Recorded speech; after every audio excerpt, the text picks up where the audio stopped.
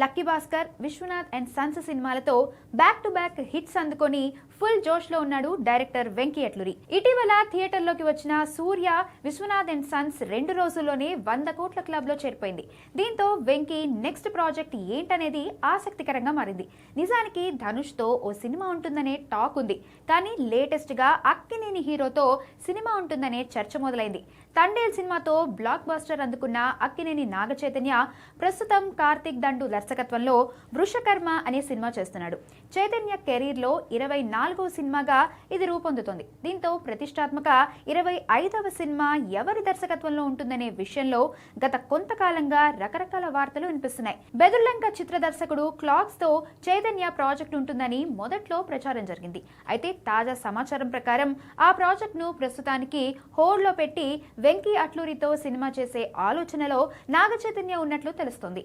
సితారా సంస్థ అధినేత నాగవంశీ ఎప్పటి నుంచో నాగ చైతన్యతో సినిమా చేయాలని ట్రై చేస్తున్నాడు. కానీ సరైన ప్రాజెక్ట్ కుదరడం లేదు. సితారా సంస్థలో బ్యాక్ టు బ్యాక్ సినిమాలు చేస్తున్న వెంకీ అట్లూరితో ఇప్పుడు నాగ చైతన్య 25వ సినిమా సెట్ అయ్యే అవకాశాలు ఉన్నట్టుగా వార్తలు వస్తున్నాయి. త్వరలోనే ఈ విషయంలో క్లారిటీ రానుంది. కాగా చైతన్య నటిస్తున్న ప్రస్తుత ప్రాజెక్ట్ వృషకర్మ దసరాకు రిలీజ్ అయ్యే ఛాన్స్ ఉంది.